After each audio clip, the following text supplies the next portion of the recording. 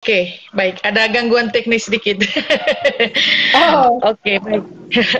Sambil menunggu yang bergabung, tapi saya saja nanti izin menyiarkan kembali live ini ke akun YouTube supaya banyak lagi menonton.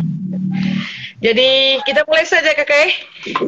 Oke, selamat siang menjelang sore untuk Frater Ano.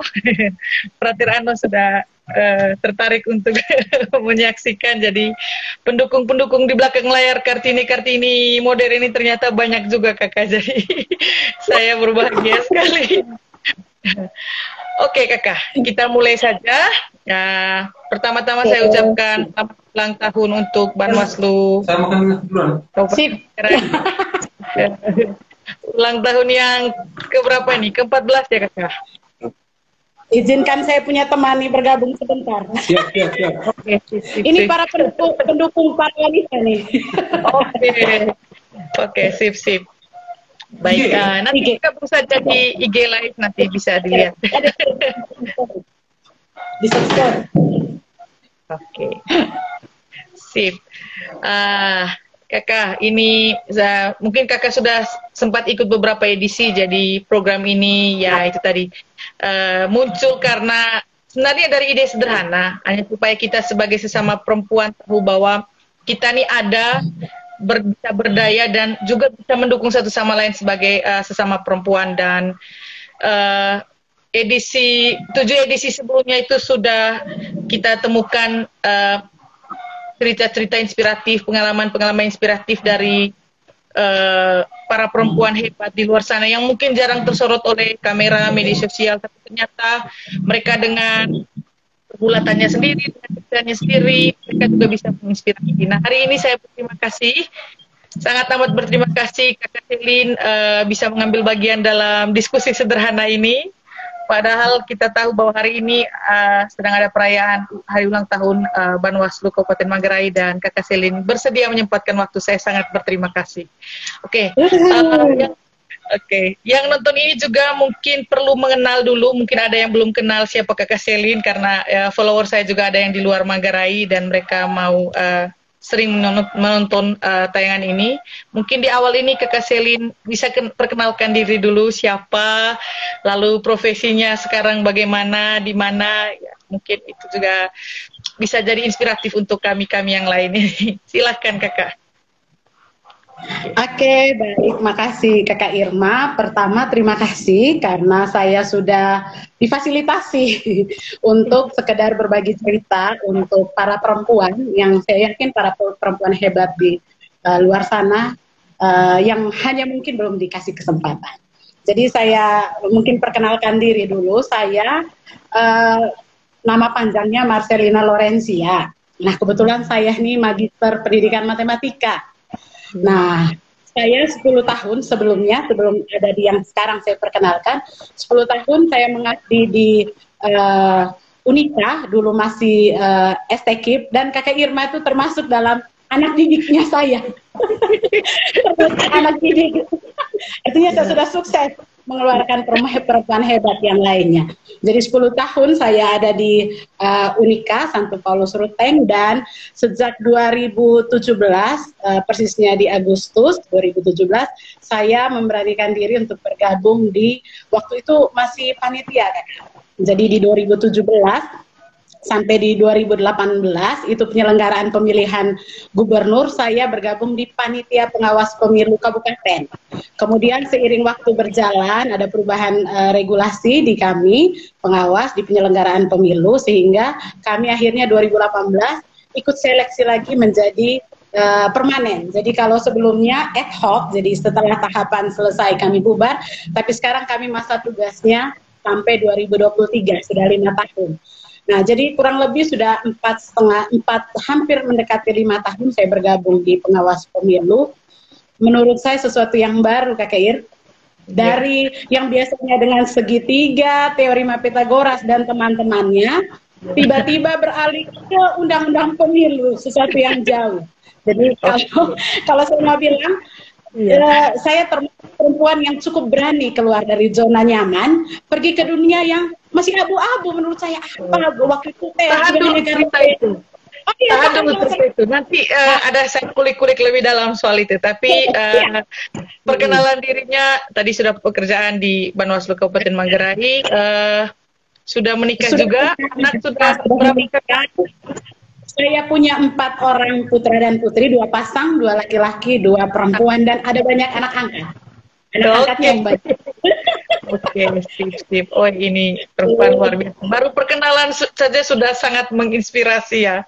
Tahan dulu itu spirit menggebu-gebu untuk menceritakan tantangan-tantangan kita sebagai perempuan ya, yang bergelut di sebenarnya semestanya laki-laki, tapi ternyata bisa. Nah, ini yang akan menjadi inspirasi untuk yang lain mungkin yang sedang menyaksikan ini. Oke, baik Kakak. Karena proyek ini juga ada kaitannya dengan nanti Hari Kartini 21 April 2022, jadi tidak elok kalau saya tidak menanyakan peran Kakak sebagai perempuan dengan profesinya yang profesional itu, dan bagaimana Kakak memaknai diri Kakak sebagai Kartini modern abad ini dengan posisi Kakak yang sekarang. Mungkin bisa diceritakan. Oke, baik. Terima kasih. Kalau saya secara pribadi sebenarnya sangat berterima kasih kepada Kartini karena sudah memperjuangkan emansipasi. Nah, karena dia makanya akhirnya banyak lahir perempuan-perempuan yang ada di hampir di semua bidang. Kalau dilihat kalau dalam pandangan saya ya, perempuan itu diciptakan dengan semua hal sama kecuali jenis kelamin. Kita punya kekuatan yang sama.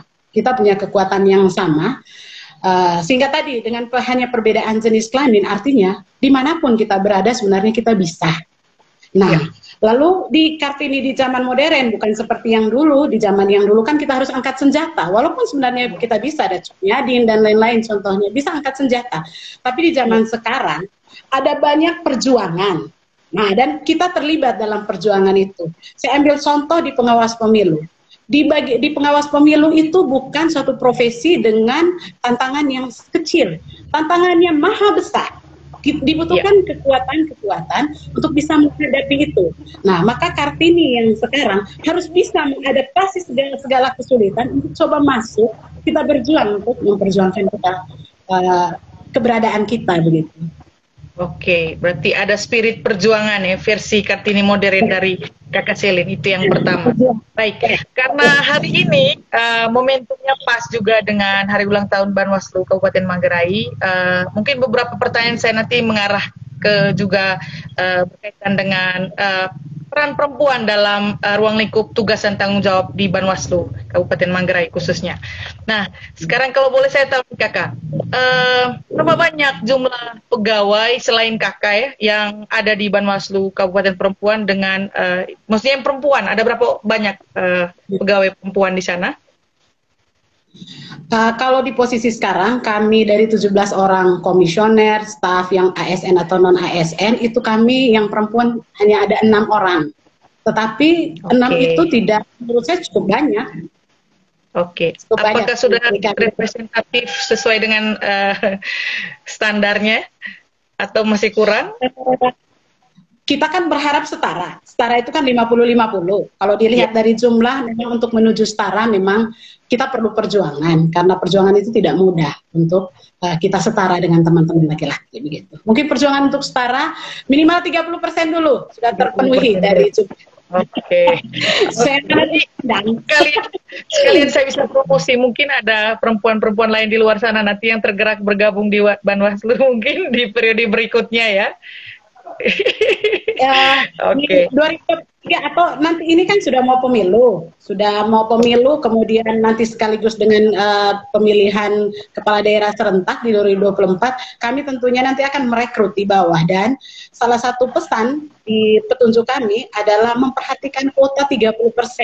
Maka ketika ada perempuan, itu harus diperhatikan. Apa gunanya ada perempuan kalau mereka tidak diperhatikan? Gitu. Oke, ini luar biasa. Ayo para ladies silakan menyimak peluang loker ini. Oke, baik. Dari meskipun 6 atau 7 itu tadi Kakak, menurut Kakak, apakah ruang gerak mereka sebagai pegawai perempuan itu cukup besar untuk bisa menjalankan tugas dan tanggung jawabnya dan juga mengembangkan kapasitasnya sebagai perempuan yang unggul di Banwaslu ini, atau justru sebaliknya? Saya berharap tidak ya. Baik, kalau yang pengalaman kami, kalau kami yang ada di lembaga ini kan seharusnya kalau kita lihat dari fungsi tugasnya kami adalah kami ini kan penegak hukum pemilu, penegak hukum. Karena itu harusnya basic kami adalah orang-orang hukum. Tapi faktanya kami di Bawaslu tidak semua orang hukum dan wanita kami yang dihukum itu hanya ada 1 orang. Tetapi kami semua itu coba mengembangkan seluruh kemampuan kami untuk bisa bekerja, dan sampai pada tahap sekarang kehadiran kami perempuan yang ada di Bawaslu itu cukup memberikan pengaruh yang cukup besar. Karena saya ambil contoh soal ketelitian. Ketika ada perempuan di situ teliti, maka ketika kita ke KPU mereka cukup hitung juga dengan keberadaan seorang perempuan di Bawaslu Manggarai. Tidak bisa main, apalagi ini matematika basicnya ya, jadi jangan macam-macam ya. Oke, baik. Berarti ruang geraknya ya sangat terbuka ya untuk berkembang lebih baik para pegawai perempuan di Banwaslu, dan ya itu suatu angin segar juga untuk peluang profesi untuk perempuan-perempuan lain yang ingin berkarir dan ternyata ya disupport di Banwaslu itu. Nah, sekarang Kakak sendiri sebagai apa sebutannya? Komisioner? Pemimpin? Oke, komisioner perempuan didampingi 2 lelaki hebat lainnya. Salah satunya saya punya Nara itu. Apakah ada di situ? Saya titip salam ya. Oke. Kakak Alvan. Oke, nah bagaimana sih sebenarnya rasanya jadi komisioner perempuan? Itu kan ya tanggung jawab yang besar ya, memimpin ya 17 tadi pegawai di sana dengan tanggung jawab.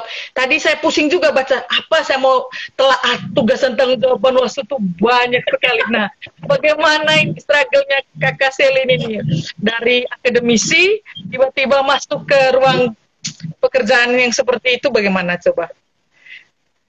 Oke, curhat nih. Kalau kami di Bawaslu ini sebenarnya agak berbeda sedikit dengan lembaga-lembaga lain. Kalau lembaga lain biasanya ada 1 kepala. Tapi kalau kami di Bawaslu, keputusan tertinggi kami adalah pleno kami bertiga. Tetapi sebenarnya posisi kami ketika dilantik, kami seluruhnya adalah anggota Bawaslu. Kemudian kami 3 bersepakat untuk memilih ketua. Saya tidak tahu di pikiran mereka saat itu waktu pilih saya ketua. Tapi bahwa menurut saya mungkin saya sedikit lebih dari mereka berdua.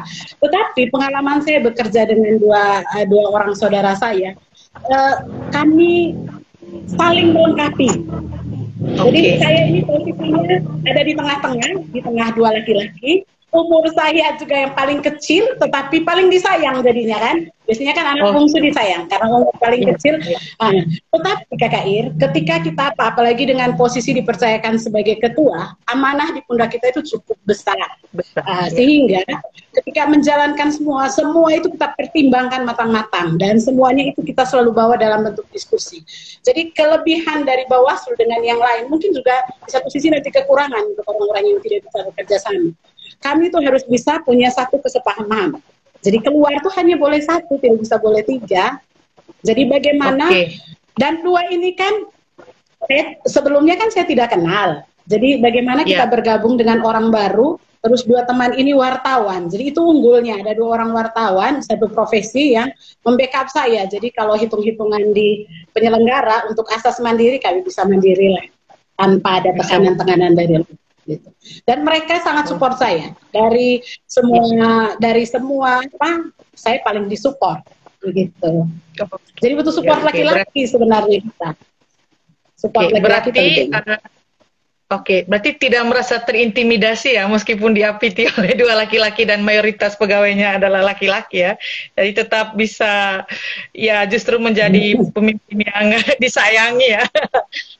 Itu sudah. Tapi kita tidak bisa pungkiri juga Kakak, ada istilahnya stigma tentang perempuan yang menganggap bahwa perempuan itu menentukan pilihan saja terkadang itu suatu yang menantang. Kadang bahkan ketika kita sudah menentukan pilihan, itu kadang kita kerap merasa bersalah, walaupun untuk tujuan mulia. Nah, dalam kaitannya dengan tugasnya Kak Selin ini, seberapa menantangnya sih menjadi seorang ya, ketua komisioner di Banwaslu ini, dan sudah banyak menyukseskan kegiatan-kegiatan penyelenggaraan pemilu? Baik, no, kalau dilihat dari tantangan, memang ketika kita masuk ke dunia yang baru, sebenarnya pasti itu tantangan. Tapi yang paling penting adalah ketika kita mau belajar, maka apapun tantangan pasti kita jalan, gitu. Tapi mungkin tantangan yang paling berat adalah karena saya perempuan, saya punya keluarga. Nah, tantangan terberat saya adalah bagaimana saya harus merelakan waktu saya diambil 24 jam tanpa ada hari, tidak ada tanggal merah kami di Bawaslu. Semuanya tanggal hitam, 24 jam. Jadi saya harus, tantangan terberat adalah merelakan keluarga saya untuk tidak saya dampingi. Itu paling berat. Tetapi makin ke sini sih tugas kan kita bisa handle semua nih, mau tugas mana saja. Tapi meninggalkan keluarga itu, kadang-kadang dengan anak yang usianya masih sekolah, masih butuh mamanya untuk didampingi, itu memang berat. Begitu. Itu mungkin tantangan terberat. Awal-awal sih agak susah, tapi lama-lama kesini anak-anak sudah mengerti bahwa akhirnya mama tidak bisa suap makan, mama tidak bisa peluk kalau tidur malam, kadang harus ditinggal begitu. Oke, berarti ya menantangnya justru dari lingkungan terdekat ya, keluarga ya. Kalau untuk urusan pekerjaan ya bisa dihandle. Oke, ini menarik ya. Oke, lalu sebagai pribadi yang sudah ya sangat profesional dengan tugasnya, apakah pernah nih Kakak Selin, ya namanya kita sebagai perempuan ya, kita ini kan baperan ya kita perempuan ini. Nah, pernah tidak merasa cemas dengan kemampuan sendiri sebagai seorang pemimpin perempuan tadi, atau bahkan ada kadang di posisi insecure ketika berhadapan dengan tugas dan tanggung jawab yang berat tadi, misalnya ya kalau misalnya ada permasalahan di masa lampau saat pemilu itu, pernah tidak merasa bahwa harusnya saya salah tempat gitu. Saya bukan di sini, karena kadang kan kita mengolah pekerjaan itu kan pakai rasa yang juga dominan ya. Jadi itu saya yakin mau seprofesional apapun sehebat apapun perempuan itu, rasa insecure, rasa cemas itu pasti ada. Bagaimana Kakak Selin menghadapi ini? Baik, soal rasa cemas, kita tahu bahwa kalau masuk di dunia penyelenggara itu akan identik dengan demo, akan identik dengan kerusuhan dari orang-orang yang tidak puas terhadap hasil pemilihan atau hasil pemilu. Nah, kadangkala ada rasa takut sebagai perempuan ketika tiba-tiba ada yang bilang, ada kita mau izin demo, ada sih rasa takut. Tapi puji Tuhan selama ini, kalau yang cemas itu karena kan saya dulu aktivis juga, saya Gemini, jadi akhirnya mungkin yang paling penting adalah bagaimana mengelola rasa cemas itu, kemudian supaya kita bisa tetap produktif. Terus kadang kita harus mengambil keputusan yang dalam situasi genting, itu juga kadang butuh energi secara psikis kita tertekan. Bagaimana kita harus mengambil keputusan yang cepat terhadap dugaan pelanggaran, lalu bagaimana membackup teman-teman di jajaran bawah, di kecamatan, kemudian di desa. Itu cemas iya sebagai manusia, tetapi mungkin karena background saya mantan aktivis di GMNI sudah dibentuk, sehingga bagaimana kita mengolah kemudian cemas itu, sehingga di luar tidak terlihat kita cemas, bahwa di hati iya. Hati pastilah. Siapa yang takut orang demo, siapa yang takut orang lempar gitu. Iya sih, ya. Ya, tapi juga orang pikir-pikir ini mau berpikir bahwa orang ini mental keropos ya, karena lihat tampangnya sudah sangat meyakinkan ya, apalagi dengan background asal dari Momere ini, jangan main-main ya orang Momere ini. Oke. Apalagi kalau di kalangan mahasiswa kan saya dulu paling ditakuti ya. Oh iya, saya sebenarnya mau ngomong itu tadi Bu. Saya ngomong itu tadi Bu. Saya termasuk dosen 10 tahun, termasuk dosen yang ditakuti. Ada dalam saya. Termasuk di saya. Tapi juga sangat amat disayang dan dirindukan, malahan dirindukan. Kapan nih kembali? Oke Kakak, baik. Ini mungkin kejam-kejam menarik mungkin. Oke, baik Kakak. Nah, saya pernah baca hasil satu penelitian tuh, dan mereka menarik kesimpulan bahwa sukses itu berkorelasi positif untuk laki-laki, itu namun kerap membawa konsekuensi yang tinggi untuk perempuan. Nah, sepakat tidak dengan hasil penelitian ini? Karena ya banyak juga yang pada akhirnya kenyataannya tuh ya menunjukkan realita yang seperti ini. Nah, bagaimana Kakak Selin melihat realita seperti ini? Bahwa misalnya peluang untuk sukses itu maksudnya lebih mudah ke laki-laki, tapi kalau untuk perempuan, oke, mungkin punya, tapi punya konsekuensi yang tinggi tadi, ada banyak plus-plus yang mengikuti di belakangnya. Pasti punya pengalaman itu deh. Ayo saya mau minta ceritanya coba. Mungkin begini, kita ini kan dalam kehidupan ada banyak aturan yang sangat maskulin. Ya, aturan yang cukup maskulin, sehingga ketika karena aturan itu dibuat oleh para lelaki, karena itu ketika perempuan masuk, maka mau tidak mau kita juga harus ikut maskulin. Nah, beberapa kalau pengalaman yang saya temukan ketika kami merekrut dari bawah, teman-teman yang dari bawah sangat sulit sekali untuk bahkan mencari ada perempuan yang mau saja itu sulit. Nah, sebenarnya laki-lakinya mau, tapi perempuan kadang tidak percaya diri. Karena kemudian dia sendiri yang menarik diri untuk melihat ke belakang. Nanti gimana anak saya, gimana. Makanya ketika kita harus membebaskan diri dulu. Tapi yang paling penting sebenarnya, kalau kita mau sukses, kan kita ini punya pasangan. Sukses itu karena sukses pasangan. Iya, setuju. Jadi sebenarnya kalau mau dibilang kalau kita perempuan sukses, berarti sebenarnya yang paling suksesnya laki-laki, karena laki-laki itu coba membiarkan kita untuk mencari yang lebih dari dia. Iya. Nah, karena kalau orang bilang ngomong emansipasi kita maju sendiri, itu bohong. Kecuali orang yang tidak punya pasangan. Kalau sukses untuk kita yang sudah punya pasangan adalah sebenarnya sukses ketika suami kita ada di belakang kita, mendorong kita untuk kita maju. Nah, mungkin ini Kakak Ir, pengalaman saya adalah kebetulan bapaknya anak-anak di rumah saja. Kan stigma kita orang Manggarai khususnya, ketika ada suami di belakang, istrinya keluar kerja, kemudian apalagi di penyelenggara sampai tengah malam baru pulang, kadang harus tidur di kantor, itu kan stigma negatif untuk suami. Nah sekarang bagaimana suami itu harus bisa menerima keadaan? Kalau saya selalu bilang ke bapaknya, Pak, rezeki itu dikasih oleh Tuhan karena kita berdua pasangan. Karena itu kalau lebihnya di mana, kita syukuri itu. Rezeki saya karena kamu, rezeki kamu karena saya. Karena itu yang disebut kita setara. Jangan merasa kita lebih. Kadang-kadang kan juga perempuan cukup angkuh ketika dia sudah lebih merasa laki-laki tidak. Karena sebenarnya karena perempuan laki-laki hebat di samping kita yang mendukung kita. Karena itu sayang, banyak orang yang sukses di luar sana karena dia tidak punya pasangan kalau ceweknya. Tetapi kalau yang punya pasangan kan sangat sedikit. Gitu. Dan kita bersyukur menjadi bagian dari itu ya, karena kita punya support system suami-suami dan juga bahkan anak-anak yang paham dan mengerti kesibukan kita dan mau tadi rela tidak dibacakan dongeng, tidak ditemani untuk tidur demi mereka tahu bahwa ibunya, mamanya bekerja untuk mereka. Dan pertanyaan tadi juga, dan yang tadi Kakak sudah jelaskan, sebenarnya ada kaitan juga dengan pertanyaan berikutnya yang saya katakan. Apakah menjadi berhasil sebagai seorang perempuan yang berkarir, bukan perempuan, ibu yang berkarir, juga punya potensi untuk memicu hal negatif dalam kehidupan kehidupan keluarga, kehidupan sosial Kakak Selin sendiri, atau juga mungkin kehidupan berkarir dengan lingkungan kerjanya Kak Selin itu sendiri. Ada ruang untuk memicu hal-hal negatif itu tadi, atau stigma-stigma itu tadi yang sangat mungkin mengganggu kehidupan dan profesi Kak Selin?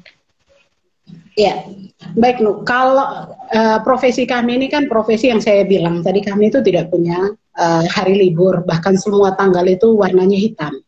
Terus tidak ada jam kantor, semua jam itu adalah jam kerja 24 jam, apalagi ketika tahapan. Nah, stigma seorang perempuan pulang malam itu kan sudah negatif. Nah, tetapi selama ini puji Tuhan ketika suami tidak bekerja, jadi ketika kita harus pergi ke tempat yang jauh, baliknya harus selalu suami, Pak, bisa tidak minta antar, mungkin itu kelebihannya. Yang stigma negatif perempuan pulang malam itu sekarang akhirnya saya coba mengemas begini, saya pulang malam, tetapi saya dengan suami. Iya. Kemudian di lingkungan kami, setiap saya jalan selalu ada perempuan-perempuan lain. Saya di dalam mobil itu selalu ditemani perempuan, stafnya perempuan semua, supaya kami struggle sama-sama. Yep. Jadi harus antar siapa duluan. Jadi kami saling mendukung. Jadi sebenarnya persepsi negatif awal-awalnya ada, sulit bahwa orang mulai cibir kita karena kita pulang malam, kita tidak ingat keluarga dan lain-lain. Tapi lama-lama kesini akhirnya sudah disapa dengan terbukti semua event sudah selesai kami jalankan. Oke, dan pada akhirnya stigma itu pelan-pelan terpatahkan, Kakak ya? Oke. Ya. Nah, ya, tadi menarik Kakak katakan bahwa ternyata yang Kakak sudah lakukan selama ini dengan teman-teman perempuan di Banwaslu juga itu saling support untuk bisa struggle sama-sama gitu. Nah, berarti apakah Kakak sepakat kalau kita sesama perempuan itu ya harusnya ya bergandengan tangan untuk bisa sama-sama menjawab tantangan, bersama-sama untuk saling mendukung, mensupport, dan bukannya menjatuhkan. Karena jujur semakin modern kehidupan kita saat ini, justru yang menjadi lingkaran paling toksik untuk perempuan itu ya teman perempuannya sendiri. Punya pengalaman seperti itu atau juga punya tips untuk supaya tetap kita tahu bahwa kita perempuan ini saling tetap harus mendukung dan saling bergandengan tangan, tidak?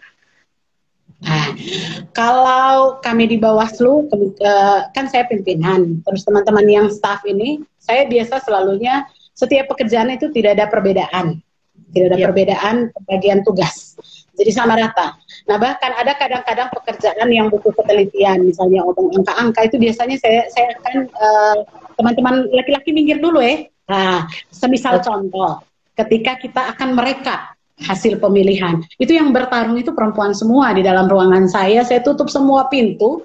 Mengapa? Karena kalau laki-laki, Kakak Ir, saya pernah pengalaman di tahapan yang sebelum ada laki-laki di dalam ruang kita untuk merekap, karena kami harus butuh rekapan dari kecamatan. Jadi ketika ada laki-laki kan mereka pasti ada jenuhnya, ada masa jenuh terus pingin rokok.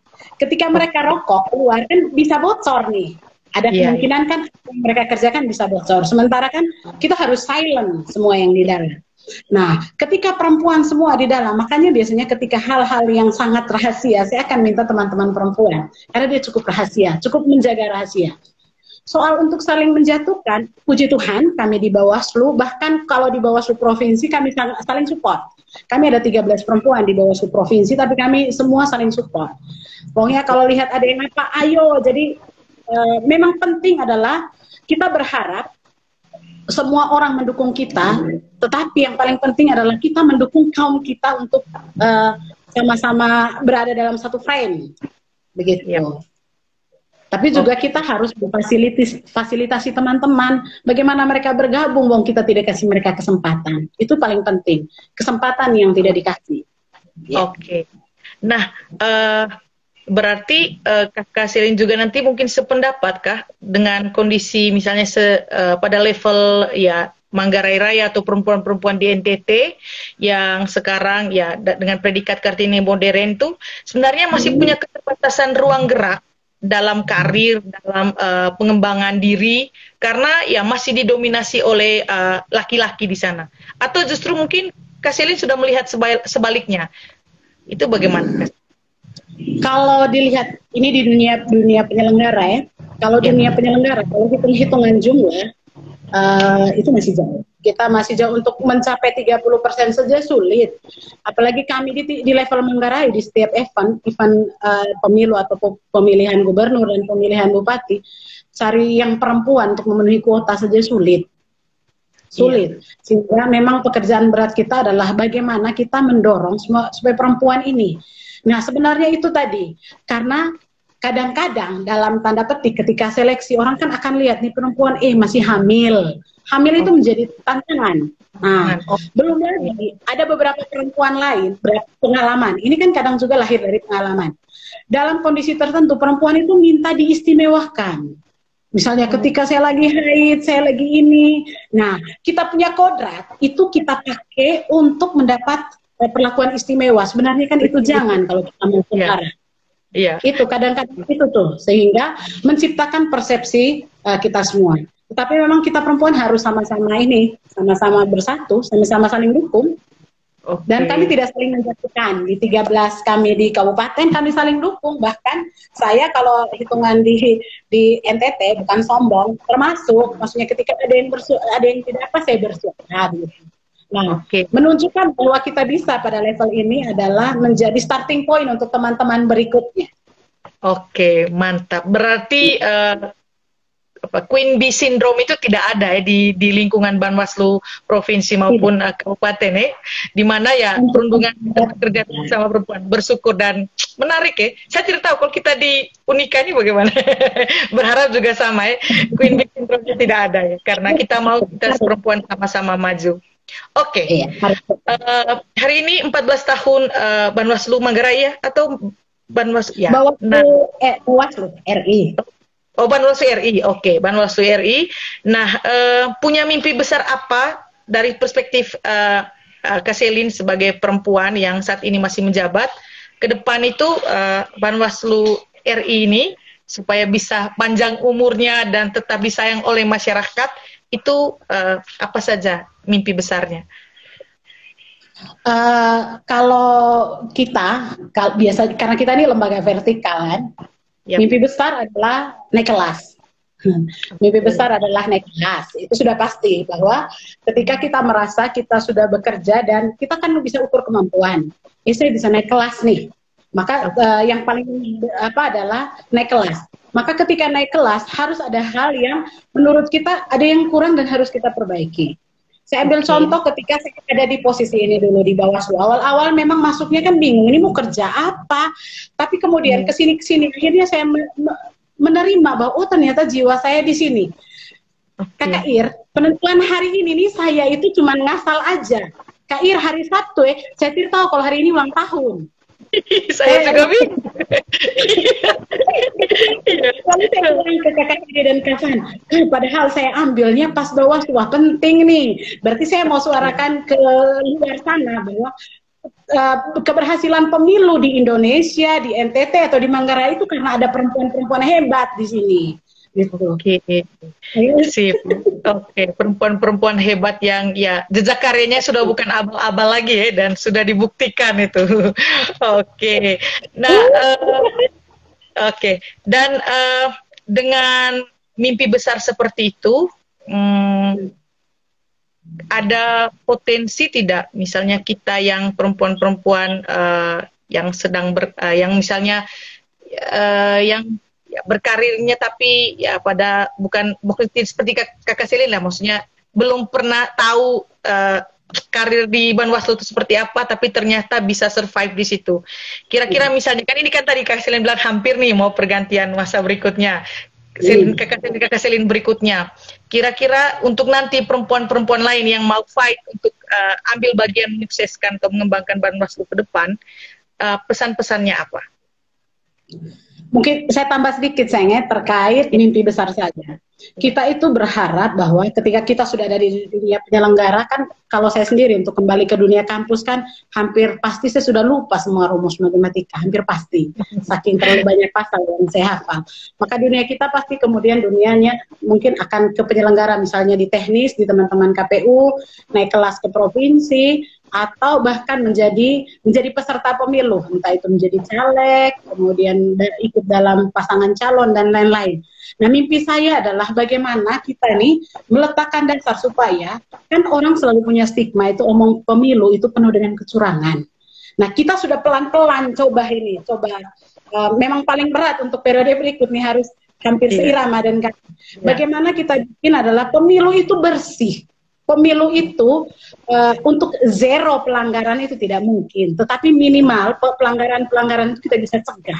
Karena itu fungsi kami adalah mencegah. Jadi mimpi saya berharap ke depan itu siapapun punya kesempatan untuk maju di tataran dunia politik. Nah, begitu. Kemudian untuk pesan untuk teman-teman perempuan di luar sana, yang pertama adalah kita itu harus mau belajar, selalu belajar. Jadi pesannya adalah belajar. Kita tidak bisa modal begini, kita masuk karena kuota, karena kuota perempuan mau tidak mau harus ada perempuan. Nah itu yang harus kita patahkan, bahwa kita masuk bukan karena kuota, karena itu hal penting pertama adalah belajar. Belajar itu untuk apa? Supaya kita punya kualitas ditingkatkan. Saya ambil contoh, saya masuk di lembaga yang baru, maka yang pertama saya buat adalah belajar tentang lembaga itu, kemudian makin kesini kualitas itu makin ditingkatkan, supaya kita mematahkan persepsi, oh dia kemarin terpilih karena dia satu-satu. Kami di 3 Manggarai, bersembilan, ini saya sendiri perempuan. Jadi bukan karena mau cai kanang beta, jadi terpilihlah dia, karena dia saja yang oh tidak. Dan itu menyakitkan ya, kita tahu dengar ada bisikan begitu ya, padahal sebenarnya bukan begitu ya. Nah, sebenarnya, benar-benar, ya karena kuota, kan? Iya. Tidak perlu dengar lah, itu bisik-bisiknya nyaring di kita telinga karena kuota. Tapi kan akhirnya itu yang memacu kita untuk menunjukkan kualitas. Akhirnya ya kualitas terjawab, gitu. Jadi dengan mungkin pesannya harus belajar itu. Sekalipun kita berada pada dunia yang sama atau yang linear, misalnya teman-teman dosen saya masih dengan teman-teman dosen yang dengan ilmunya sama atau tadi bahasa saya di zona nyaman, bekerja di bidang yang sama dengan dia punya pendidikan, tetap harus belajar karena dari bawah itu akan ada perubahan-perubahan zaman dan kita harus bisa mengadopsi, kita punya kemampuan. Jadi untuk mengupgrade terus pengetahuan kita ya belajar supaya kualitas. Jangan bermimpi kau akan terpakai kalau kau tetap stuck di tempat yang sama. Harus ada yang lebih. Sepakat. Itu juga jadi di awal mengapa saya buat forum ini, karena saya mau tanpa sadar 21 orang ini akan memberi saya ilmu yang sangat banyak dan kita saling berbagi sebenarnya. Oke, sepakat dengan pengalaman saya di masa depan ini. No comment. Oke, berarti yang tadi ini pengabdian masyarakat.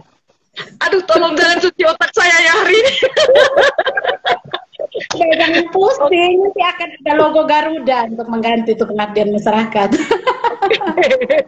Oke, siap. Berarti saya bisa simpulkan tadi dari statement terakhir yang Kak Selin katakan bahwa memang perempuan mau tidak mau harus lebih terbiasa untuk bekerja keras plus bekerja cerdas dibandingkan laki-laki, karena sebenarnya dan sesungguhnya realitanya masih banyak pintu-pintu kesempatan yang butuh diketuk lebih kuat bahkan digedor dibandingkan untuk laki-laki gitu ya. Jadi ya no abal-abal, usahanya harus ekstra kalau mau tetap berdaya, tetap bermanfaat untuk orang banyak, ya harus salah satunya mencontohi spirit dan semangat dari Kak Selin. Oke. Itu statement penutup. Sebelum saya akhiri, mungkin ada lagi yang mau disampaikan oleh Kak Selin, mumpung momennya hari ini hari ulang tahun mungkin.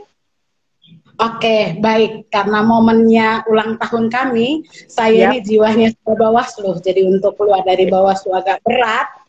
Jiwanya sudah pengawas, jiwanya mencurigai di mana-mana. Ulang tahun ke-14 bagi kami di Bawaslu itu, kalau dalam sambutan tadi, usia remaja. Nah, kalau dibandingkan dengan teman-teman KPU, kami masih lebih muda dari mereka. Karena itu perjuangan kami adalah bagaimana menunjukkan eksistensi lembaga kami di mata masyarakat. Paling sederhana adalah orang belum kenal tuh Bawaslu. Masih sebutannya Banwaslu, termasuk masih Ban. Kalau Banwas, mungkin karena trennya Banwas dulu di pemerintahan, di OPD. Kalau di kami kan Bawaslu, Badan Pengawas. Nah, kami di ulang tahunnya ini bagaimana kita sama-sama, tagline kami adalah mengawasi pemilu untuk demokrasi yang maju. Artinya, bagaimana Bawaslu itu coba meletakkan dasar sehingga demokrasi itu makin terjamin, berjalan dengan baik, semua berjalan dalam kerangka regulasi yang benar, semua berjalan dengan baik itu karena adanya Bawaslu. Tagline kami itu kan bersama bersama rakyat awasi pemilu. Artinya yang mengawas pemilu bukan hanya kami. Kami ini hanya lembaga yang menata usahakan seluruh pengawasan-pengawasan, tetapi sesungguhnya pengawas itu adalah masyarakat. Jadi jangan hanya pergi untuk memilih, tapi bagaimana mengawasi suara kita supaya jangan sampai diambil oleh orang lain. Itu yang kami jaga. Jadi bersama rakyat awasi pemilu, bersama Bawaslu tegakkan keadilan pemilu. Kami penegak hukum pemilu, kami pasti harus menjamin keadilan pemilu. Oke, jadi berharap Bawaslu ini jaya. Kami berharap Bawaslu di ulang tahun ke-14 mungkin jaya. Semoga terpilih di periode kedua lagi nanti di 2023 kalau ada tes atau tes-tes yang berikutnya masih bisa terpercaya atau dipercaya. Amin, amin. Saya doakan masih dukung. Karena pintunya masih besar, jadi itu masih dibutuhkan. Ingat pintu-pintu nih masih cukup keras untuk didobrak oleh orang baru ya. Jadi orang lama dobrak dulu masuk. Oke, baik. Setidaknya kami sudah di depan pintu, sayang. Setidaknya kami sudah ada di depan pintu saat seleksi yang di belakang dorong-dorong kami lah. Satu tahun terdorong dan akhirnya kami yang masuk lagi. Karena kami kelas depan. Oke, siap. Mantap, Kak Selin. Terima kasih banyak untuk sharing pengalaman yang luar biasa. Saya tercerahkan juga ya. Ini 7 sesi saya tidak harus baca referensi banyak. Ini sesi ke-9 ya. Hari ini saya baca-baca karena saya berhadapan dengan perempuan hebat dan mantan dosen saya dulu. Terima kasih Selin, titip salam, selamat ulang tahun untuk teman-teman di Bawaslu Kabupaten Manggarai. Semoga Bawaslu Manggarai selalu jaya, tetap semangat mengawasi proses pemilu dan semuanya yang berkaitan dengan itu ya. Oke, saya juga minta maaf kalau ada kata-kata ucapan saya yang tidak menyenangkan di hati Kakak Selin dan teman-teman yang menyaksikan ini, tetapi saya semakin tergerak sebagai perempuan karena Kakak Selin sebagai perempuan yang sudah sangat senior di bidangnya, itu juga mau saling support kita sama perempuan lain yang sedang menonton ini maupun perempuan di luar sana yang ya mungkin sebentar bisa nonton lewat channel YouTube kita. Oke, sekian dulu untuk hari ini. Kita ketemu di sesi-sesi berikutnya. Terima kasih sekali lagi. Selamat ulang tahun. Sehat-sehat selalu. Sampai bertemu lagi. Makasih dan terima kasih yang menyaksikan. Oke.